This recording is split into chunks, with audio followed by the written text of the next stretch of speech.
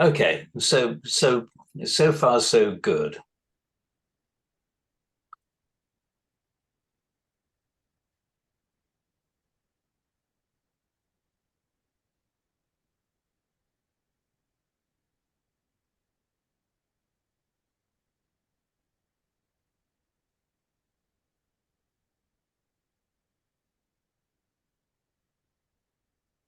Right, I can't see how to spotlight myself. If anybody knows how to do that, do tell me. Um, Meanwhile, so landlines tend to be used by us electrosensitive as being probably a lower EMF solution. However, there are situations where it um, it the fields coming off landline phones can be quite high, and that can be for a number of reasons. And so I just want to go through. The first off is noise from the line, and particularly now with uh, lots of fiber going in, the power supplies for the fiber, where you interface copper to the optic fiber, can produce a lot of dirty electricity on the line, and therefore would recommend a filter and of a slightly enhanced type, which is available on our website, which filters out the higher frequencies so that you don't get any of the data frequencies, and you only get the voice frequencies. So that's the first one. A very simple data filter that where you plug either you from the actual BT master plug, where you plug your voice phones into,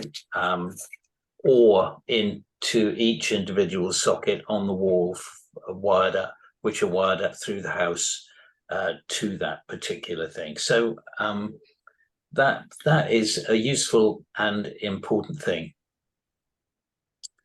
Now, the next point of view is to make sure that any headsets that you are using or wearing actually are not radiating audio frequency magnetic fields into your head, so that an ordinary, well, big headset like this one has very high audio frequency magnetic fields radiating into your head. This particular one is interesting. It's called an ultrasone, and it's a professional one with reduced audio frequency magnetic fields coming out of the cans over your ears. And I find it a lot better to use than others. It's called ultrasone, ULTRUSONE.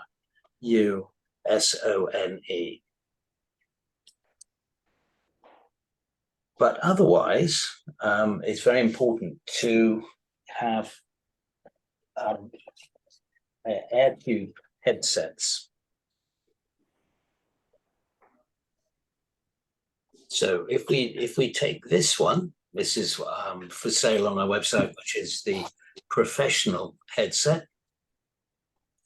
And notice that there's quite a thick wire or cable coming down to this unit here. This is an air tube headset, which goes down into here, so that the microphone has a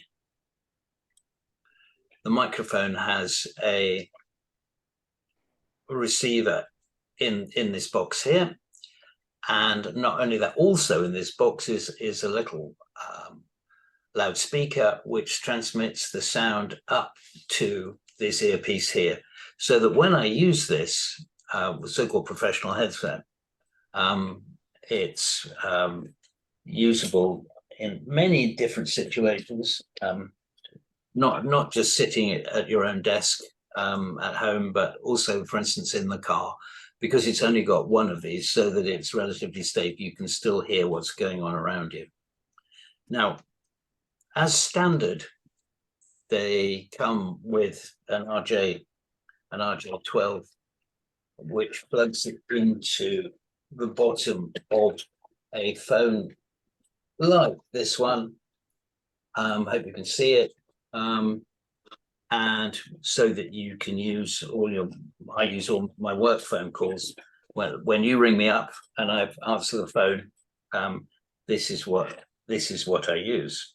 So, but now we've added this adapter so that you can convert this to plug in to a 3.5mm phono, which is in the bottom of a phone here, so that I can now use this unit, this headset on my phone. So we've already gone into how our phone can be used on the internet. Excuse me. We are.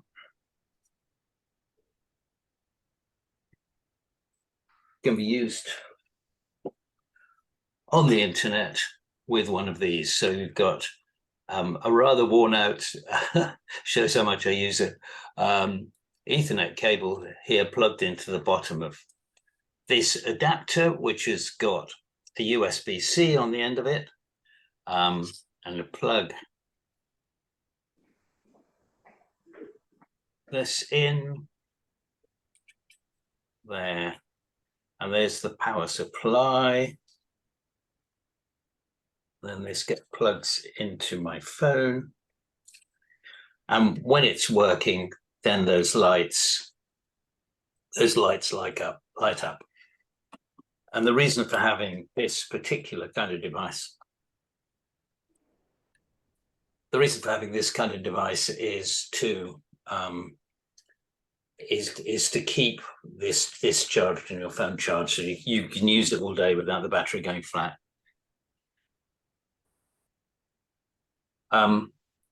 So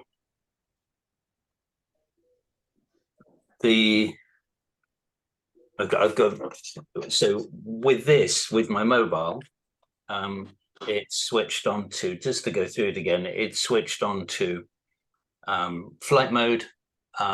So there's no radiation coming out of it from either Bluetooth or Wi-Fi. Is connected to the internet, so I've got WhatsApp and email and all that kind of thing from this. And if this was an Apple, there's an application which allows you to be online like this, where to get your voice calls and your SMS. I haven't yet, and if anybody knows a way of doing it, please tell me. I haven't yet found a way of being on flight mode and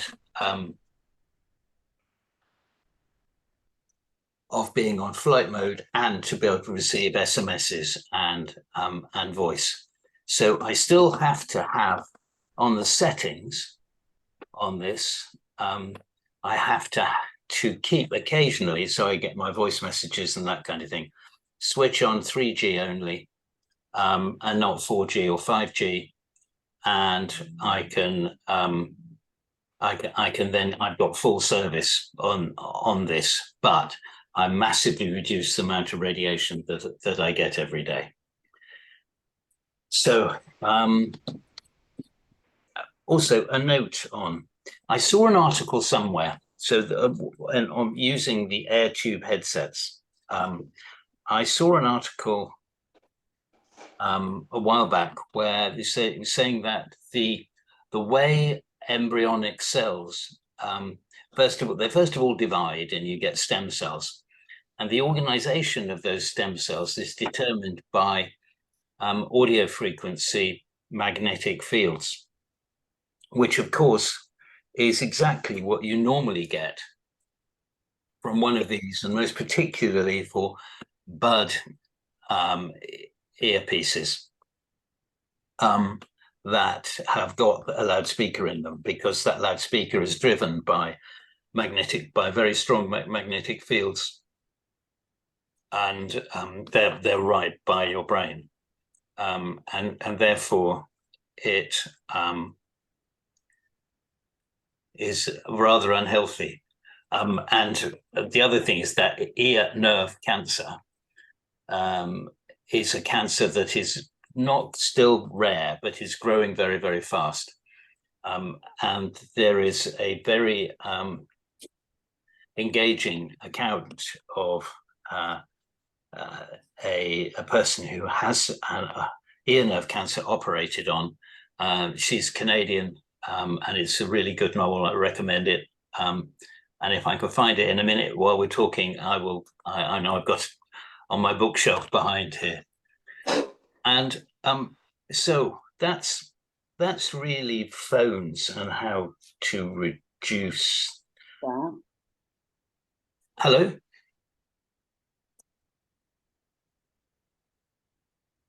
Right. So that's that. And the next thing I wanted to do was to start talking about how to do your own surveys. Basically saying what I do, but if you'd rather do it yourself. So the first thing is to look at at my website and look at the meters you need. And I strongly recommend for microwave radiation, so high frequency radiation, the SLT Classic 2, which is based on the old Enfield's Acousticom 2, which sorry, I've got occasional noises on the line here. And the reason for using that is just that the output from the device, well, there's two reasons. There's the output from the device is very memorable. I've been with lots of customers that have got cheaper meters, and the output doesn't mean enough for people to remember, whereas the output on the Classic 2 is traffic lighted. So it's suitable for a mildly sensitive, electrosensitive, and that will and it's scaled with sort of green, amber, red. So in the amber, it's okay for during the day, but you need to be well into the green for the areas where you are at night. So in your bedroom where you sleep, you need to be in the green, and it's very memorable and it's very intuitive. Anything else with just numbers or graphs or whatever else, people don't remember, and they're just numbers, and it's not nearly so good. So the great thing about whatever meter you get, make sure that it's got LEDs and it's traffic lighted. The other thing about the Classic 2, like the Acousticom 2, is that it is able to record very short bursts. So you've got short bursts in many types of signal, and they are, by the cheaper meters, they're you just completely miss them. And so you might as well not have a meter at all if you're going to have that. And I tell you who's very good on that is Jeremy Jones's updated website. He's recently updated it and included more information, and he's got very sensible advice there. The key thing is for the meter for measuring microwaves, in other words, from about a fraction of a gigahertz up to about 8 gigahertz, where all the common stuff is, all of the Wi-Fi, the Bluetooth, mobile mast radiation, mobile phone radiation is all in that band, including indicators for 5G.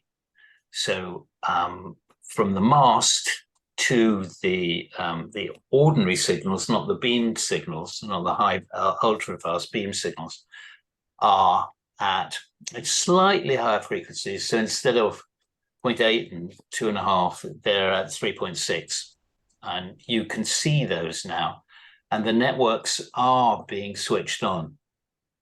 But the high frequency stuff doesn't seem to be being used as yet. It's going to come, but we haven't noticed it yet. But anyway, so first thing to get is an SLT Classic 2.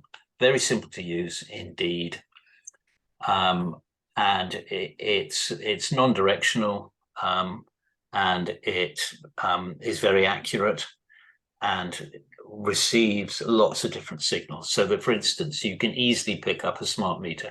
I am very, very sensitive to smart meters, and they're really insidious because they come on slowly.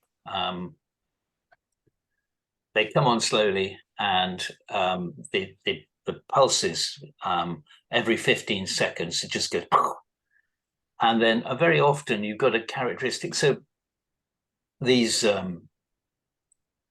the smart meters have got two transmitters. One is just to transmit the reading back to the utility company, and it's very short. It's like, and it's just a few bits, and that's every 15 seconds. But either side of that, there's a sort of wibbly wobbly noise by something called Zigbee normally, which communicates between the smart meter and the unit that you have, which indicates everything that you typically a standalone unit, often in a kitchen, which says how much energy you're consuming and that kind of thing. So that every 15 seconds you have a set of pulses, one just local low power Zigbee and a high power very short pulse.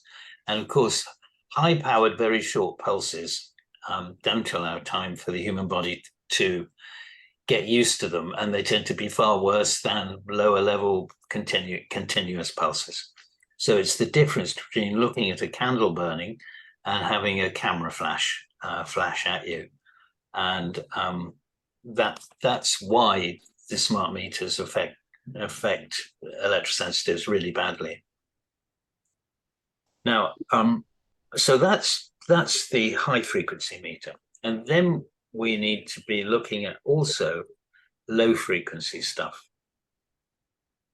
And so our electricity supply, thanks to Mr. Tesla, we have the genius. Our power distribution is possible because it's alternating current, and what alternating current allows us to change voltages. And we need very high voltage to go long distance and not to have too many heating losses. The first time they installed power to Manhattan, all the wires caught fire because it was too low voltage, and it needs to be low voltage to be safe, but it needs to be high voltage not to overheat, because you can get more power to another place if you have higher voltages. So by having alternating current, and in America it's 60 cycles a second, and over here it's 50 cycles a second, it allows us to use transformers to change the voltage.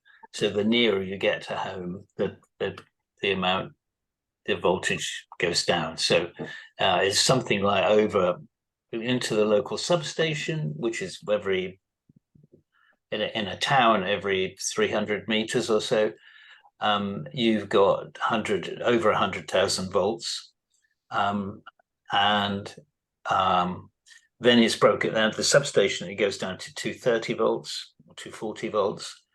And then when we plug in our own electronics, there's another little transformer that works at 50 hertz that converts down to 20 volts to charge your laptop, 9 volts to charge your mobile phone or whatever it needs to drive the printed circuit board, like in your screen or in your computer.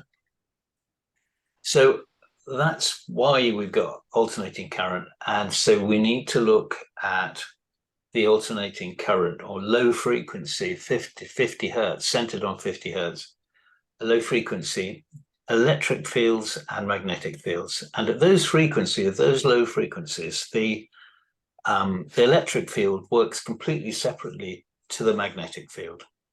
And you need to take readings and measure them in different ways. So the meter, so the classic one here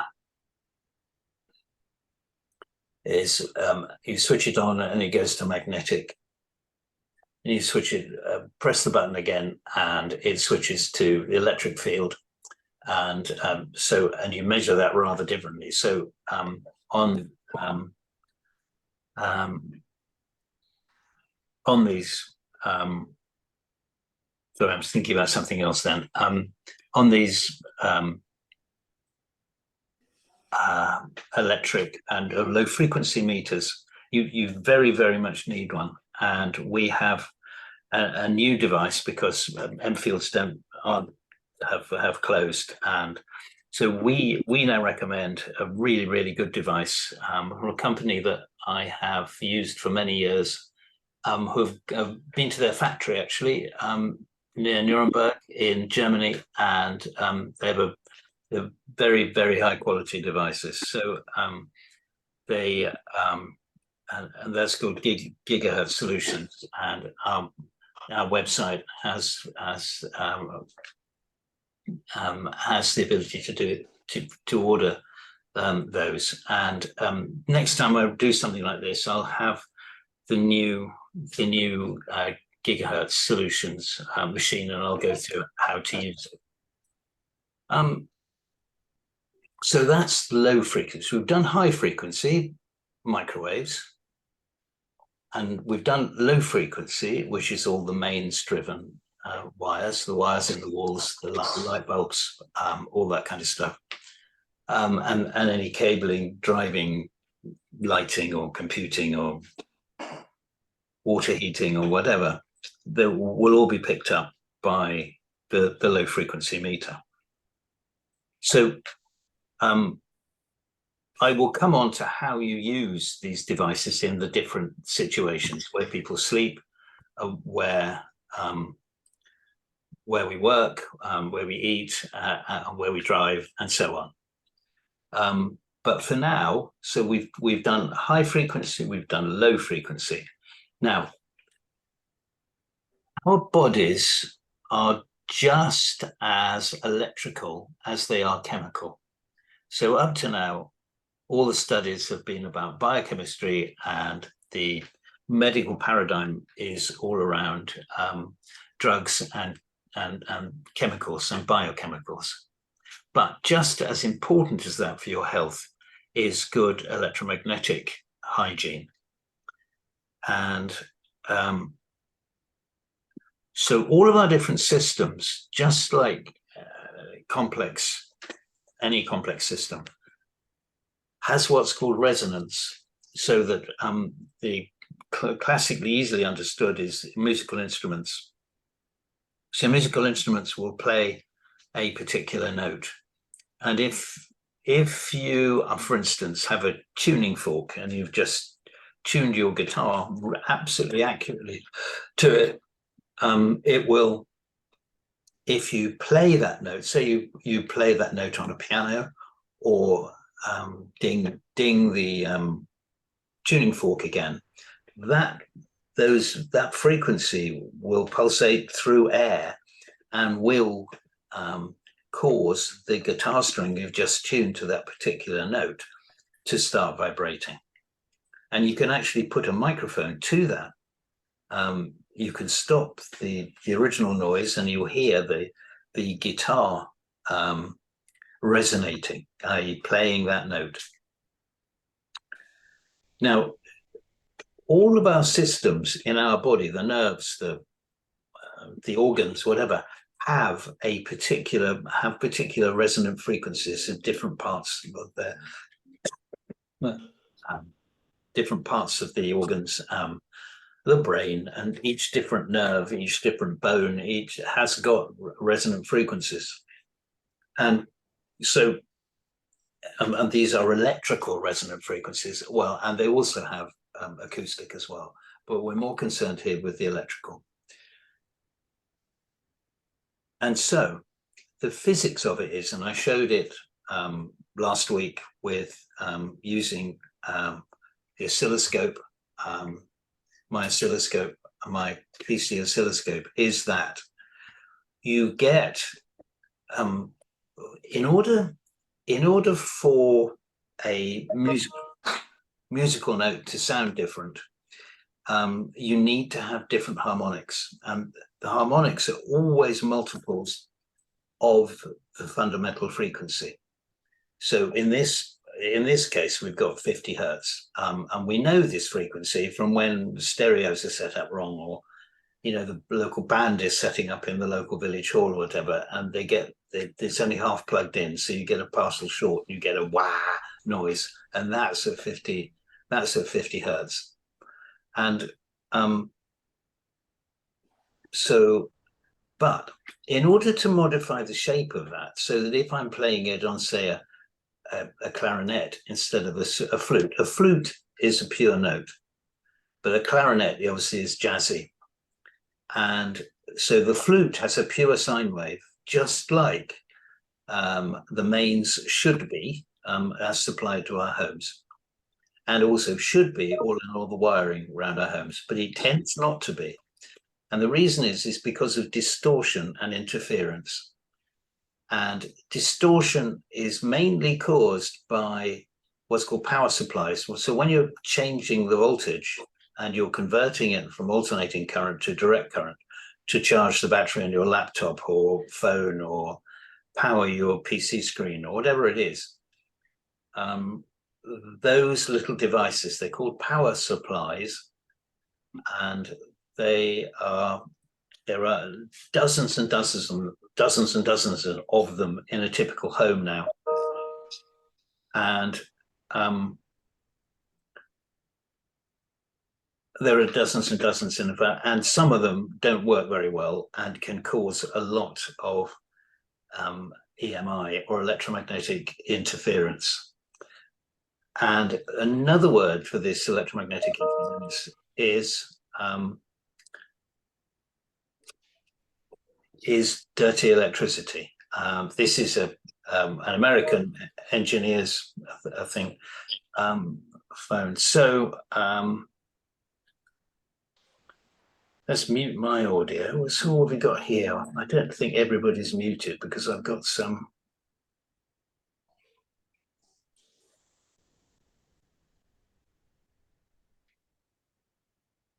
Nikki, well, sorry, Nikki, you weren't. Right, let's quieten down that interference. We had our own interference there. So when we've got electromagnetic interference, EMI, caused by these power supplies, they tend to occur in multiple frequencies, multiples of the fundamental. So any system in your body which happens to resonate at some multiple of the fundamental, i.e. it'd be 50 or 100, 150, and it'll go right on up to the thousand million times a second, i.e. gigahertz. Then if you happen to get one of those, it will affect you. It will affect your health. And so it's very, very important to measure dirty electricity, and then secondly, get rid of it. I need to be okay.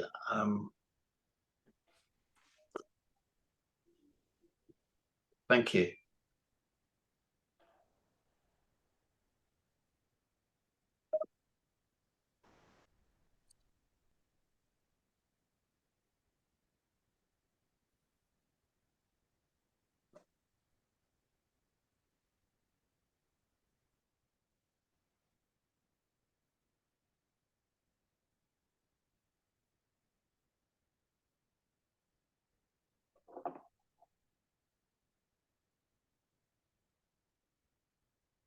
Okay, well, we're nearly. There's still one not there. It's not very clear from my output.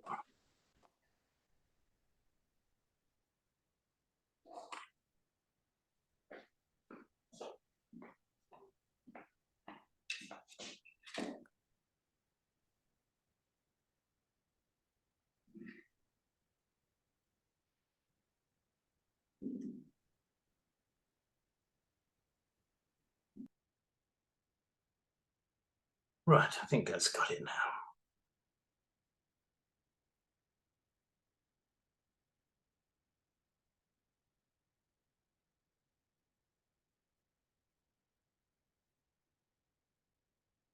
So that's all nice and quiet. So we haven't got any EMI here. So very important to to get rid of electromagnetic interference, the dirty electricity. Basically, there are two ways of doing it. One is to disconnect or re-equip the source of the noise, and you can do that literally by unplugging stuff. And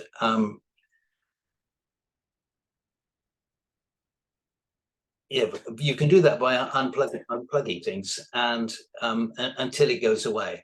But in order to know what level of the noise is there, of course, you need to have a meter. And we recommend the Stetzer meter. It's got a very old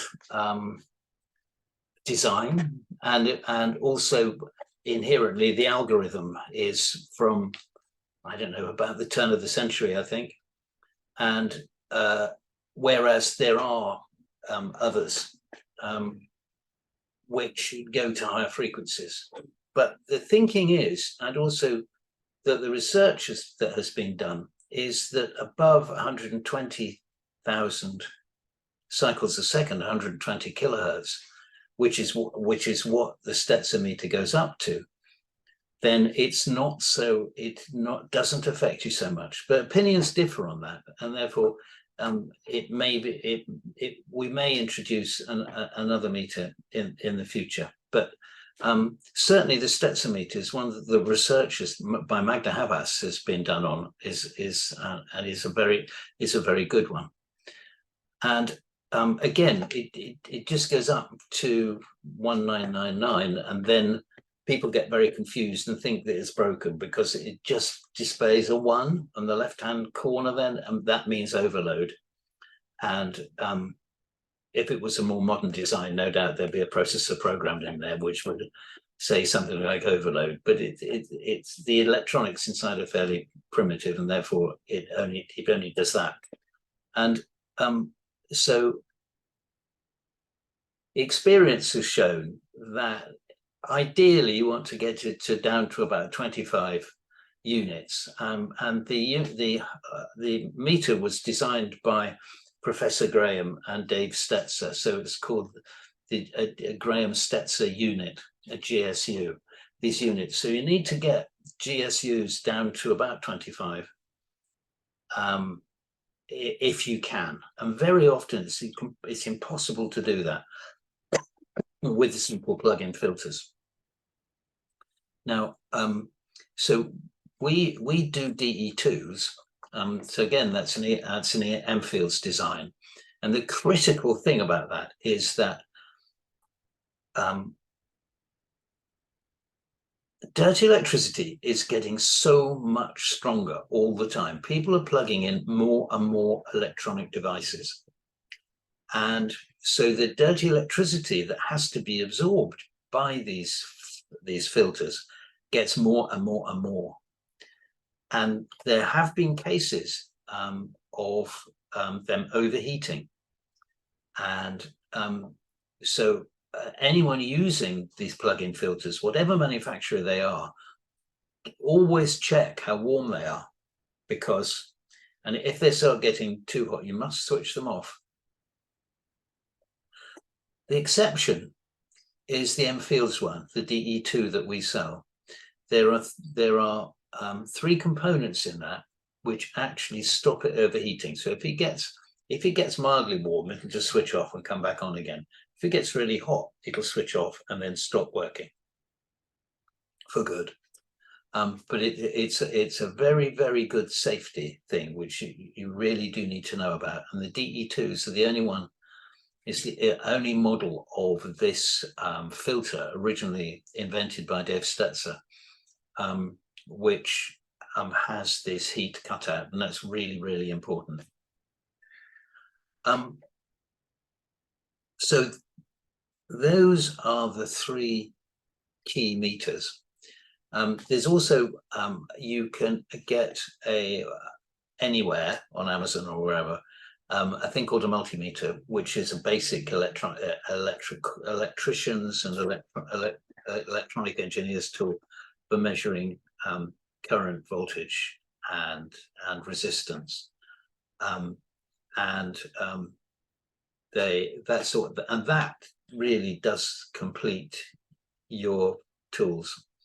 I could talk about dowsing of water divining of what's called earth energies, and I've got a case at the moment of a customer where we've tried everything electrically, and we've still got problems. And I think I'm going towards the idea that we should be looking more at what's negative energies in the earth. In other words, geopathic energies, which are found with a divining rod. We can have a look at those at a later date as well, and we can talk about all the different analysis of geopathic energy. So that's my basic kit. That's the tools you need to start doing your own surveying. And don't skimp, don't get the cheaper meters. Get a meter that you can rely on. And the ones on our website, and we're not the only people who sell them, so you can buy them wherever, but do get good quality ones. Anyway, so I think it's time for questions now. So we get to 1:45. Time's gone very quickly, as always. In the chat, we've got 5.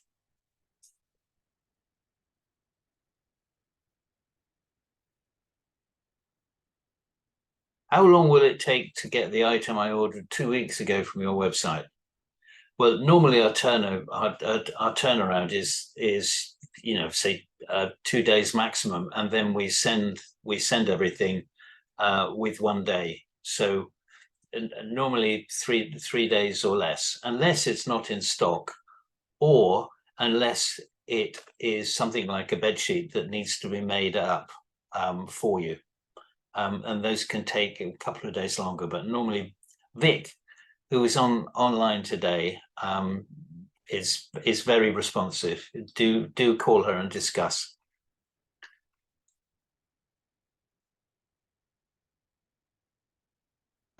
DE filters make me feel I'm going to die. So Nikki, let's discuss that. It was the bed, Barb. I've not heard anything from you, so that's from Jedi. Okay, so one new message.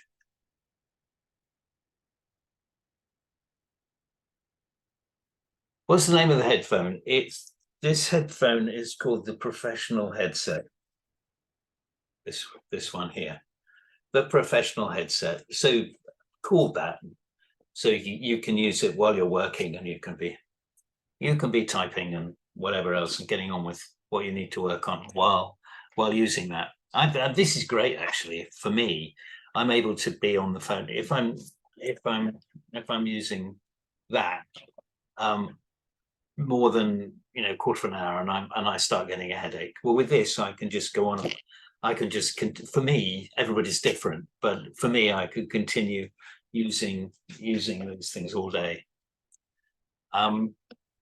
And now that we've got that other adapter, they're much more flexible. It's great. So anyway, so it's the landline unit it's called the professional headset, and it's on our website.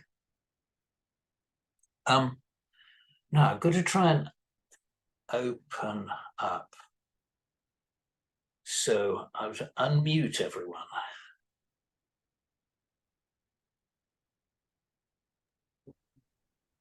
Probably not a good idea to unmute everyone all at once. Where do I do that? Everybody can individually unmute themselves if you want to talk to them, but it's a good idea if everyone else stays on mute. Otherwise, the slightest background noise will cut their screen in instead of yours. Yes, it will. So anybody who's Nikki, have you got anything? Yes, that thing about dirty electricity filters making me feel like I'm going to die. Well, so you where do you plug them in?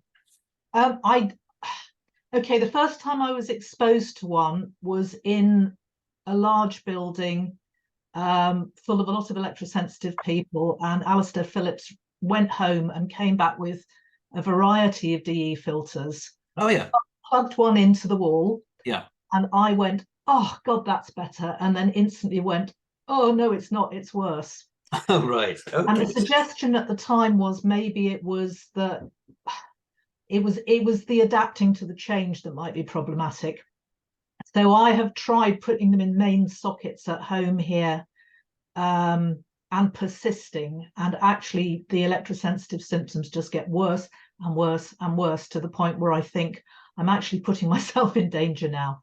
Pull this out. So, which is very frustrating, because like everybody else, I have dirty electricity on my system. So yeah, I wondered if you had any thoughts on that, and whether. Oh well, so dirty electricity is incredibly complex, and so if you look at it on an oscilloscope, there's all kinds of different patterns in there going on, because the different sources of the dirty electricity make different patterns.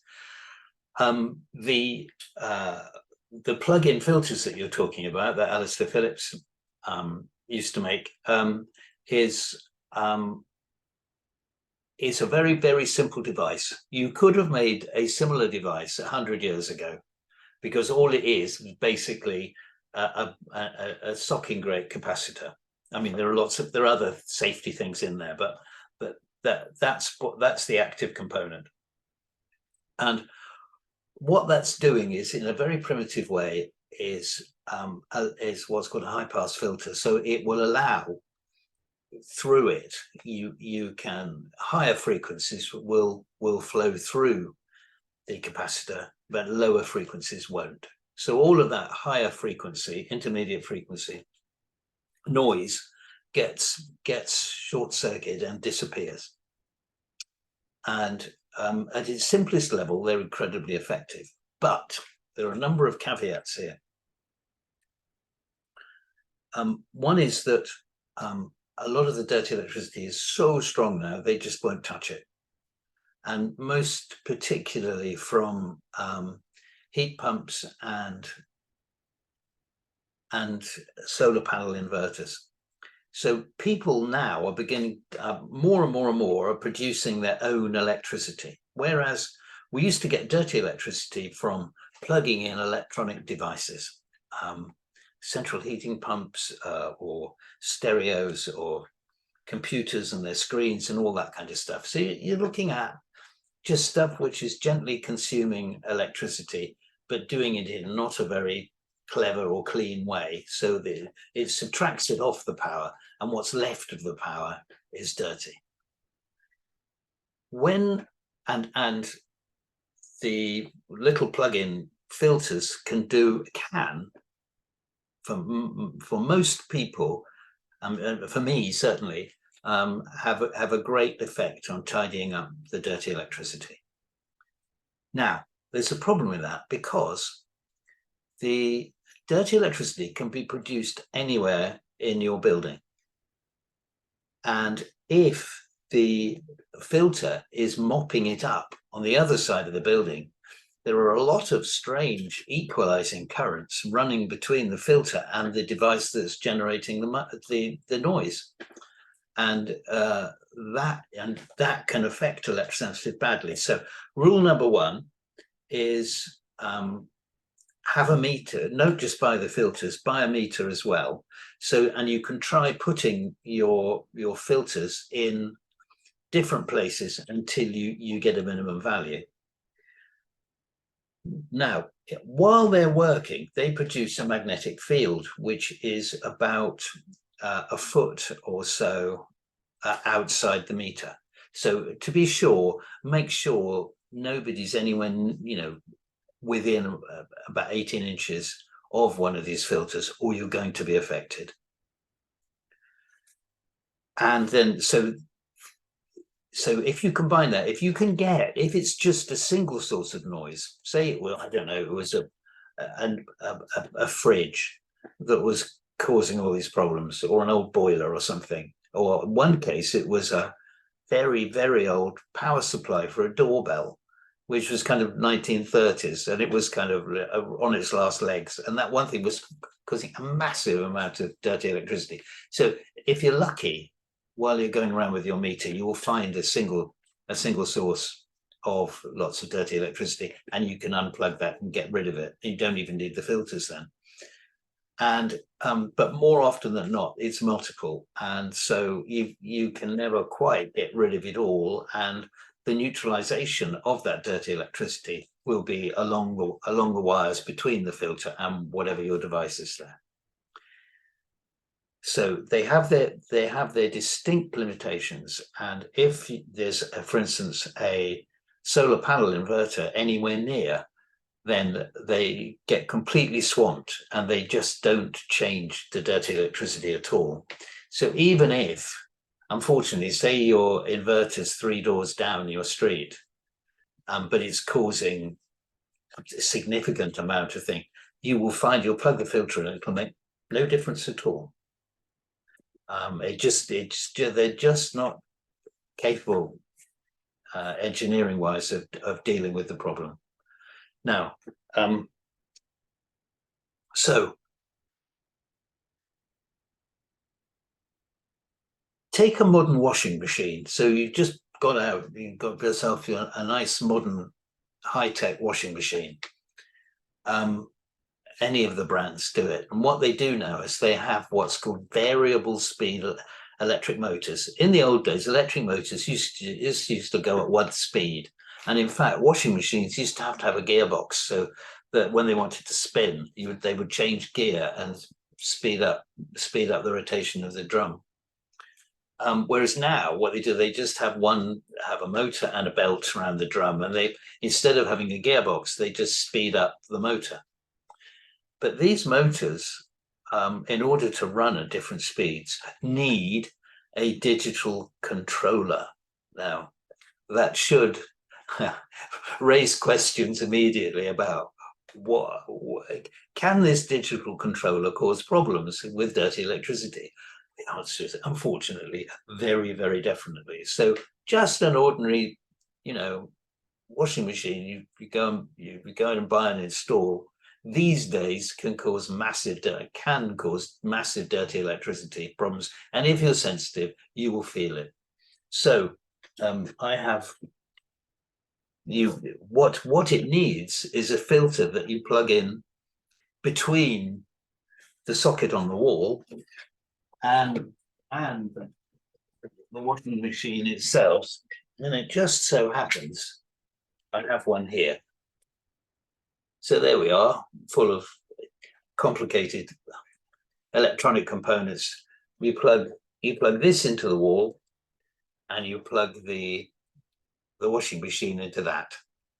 And what this does, so all the power for the washing machine comes through this, but also all the dirty electricity going at the moment out into your electrics is filtered by this, and they really work well.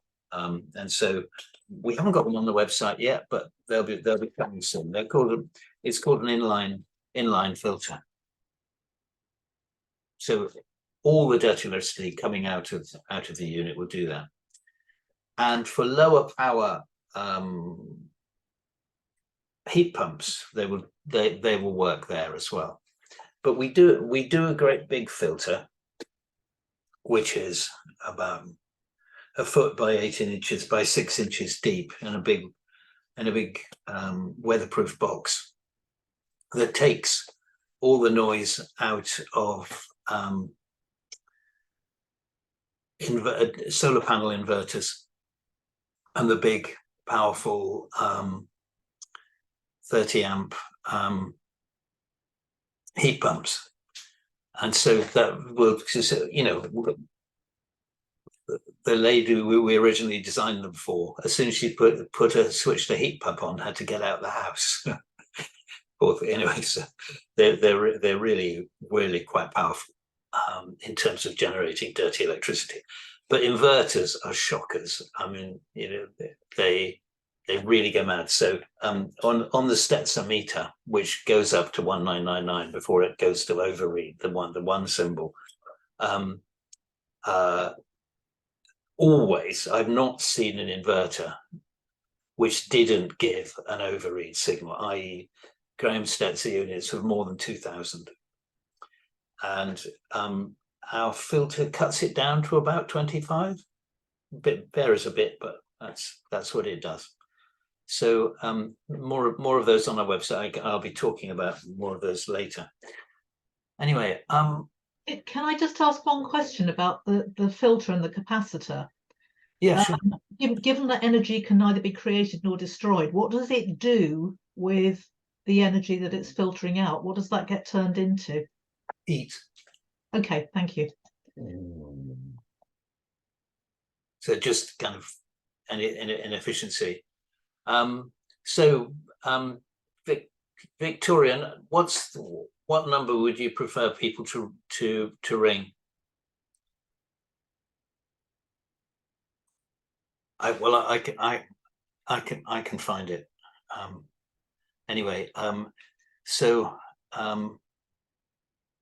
type message here.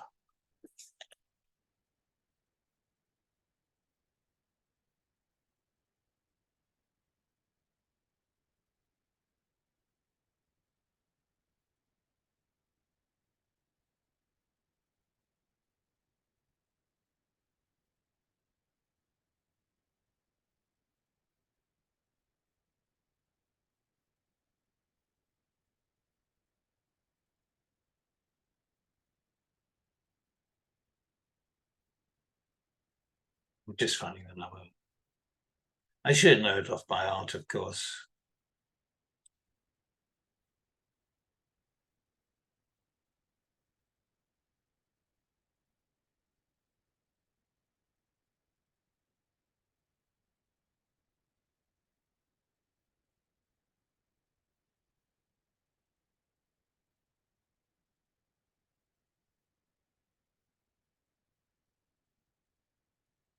Right, so it's 01273845568. I'll just stick that into the.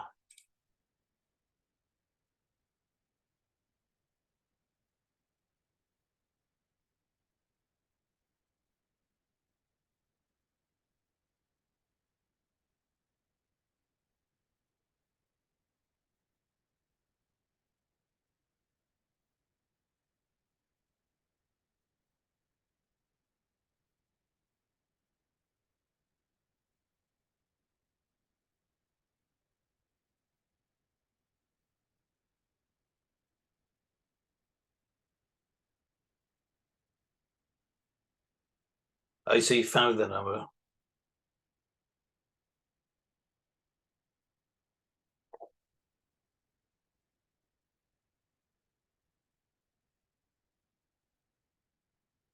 I will stick it on rather than mess about now. I'm gonna stick it on there later. But, I don't know what's happened to Victoria, but anyway. Okay, and I am here. I was just talking to Susan on the phone. Okay, good. So what's the number people should ring? We've sorted that out. Do we still need it? Yes. Hang on, I've got to look it up.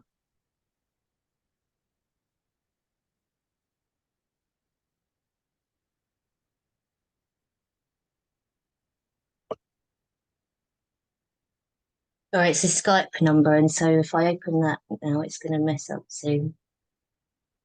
Oh, well, it's on. It's in contact us page on the website. It's I'll put it in the chat now. Okay, thanks.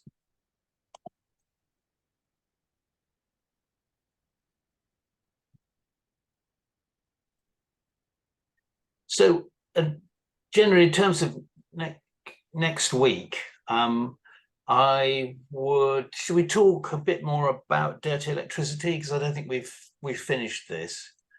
And then I'll talk about the next thing to look for when doing your own surveys, to understand what goes on in surveys. And most particularly, I want to concentrate on electric fields. They're really important, and they're really, really difficult to measure. And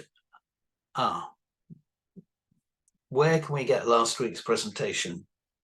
There were instructions on that on the invitation. Look on the invitation, and we'll put it again on the invitation to how you can access all of them. Okay. Any other questions now before we finish?